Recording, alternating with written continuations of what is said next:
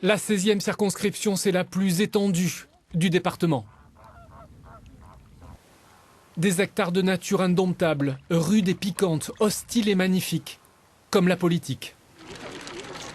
Arles est la ville-centre de la circonscription, c'est la terre de Michel Vauzel.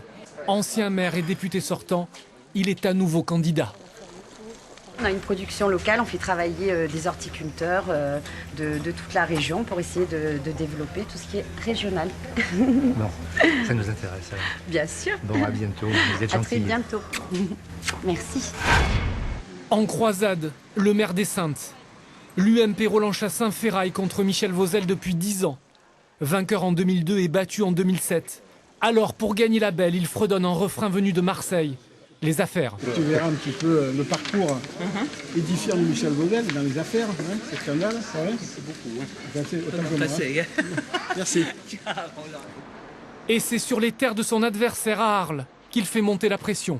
Je crois que Michel Vauzel, aujourd'hui, ça fait 30 ans que les Arlésiens le connaissent, les Provençaux. Il a un palmarès édifiant concernant certaines affaires. Je crois qu'il est temps, puisque Hollande a dit dans sa campagne qu'il ne voulait plus de personnes qui aient des problèmes juridiques ou quoi que ce soit autour de lui. Donc voilà pourquoi je suis candidat. Ce sont des accumulations que vous retrouverez dans ces tracts qui sont uniquement des mensonges et de la diffamation. En espérant m'attirer sur ce terrain, je ne le suivrai pas, même si naturellement je dépose plainte parce qu'il n'y a pas de raison d'amener une campagne qui est constructive, qui est porteuse d'avenir, où j'ai un programme, où cette ville a besoin, et cette circonscription, besoin de lutter pour l'emploi, besoin de lutter pour la sécurité, besoin de lutter pour l'éducation. Mais moi je reçois les ministres, j'ai un programme, et parce qu'il y a eu le changement, on n'a plus M. Sarkozy mais qu'on a M. Hollande, eh bien je vais pouvoir agir pour cette ville et pour ce pays d'Arles qui en a bien besoin. Monsieur, bonjour, le Front de gauche, élection législative 10 et 17 juin pour élire les députés. En campagne à Tarascon, la candidate du Front de gauche, Emmanuelle Bonhomme. Bonjour, le Front de gauche. Front de gauche, monsieur. Tarascon, une ville, un territoire qui tourne les talons à la vue du rouge. Dans l'arène politique de la 16e, le Front de gauche a du mal à imposer ses classiques.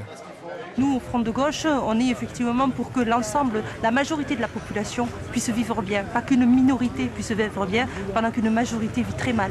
Donc nous sommes là pour discuter au quotidien. Les personnes, au jour d'aujourd'hui, sont désespérées, ne voient pas l'issue, se disent « mais il n'y a pas de solution, on n'y arrive pas ». Dans la bataille front contre front, celui qui pousse le plus fort est le national.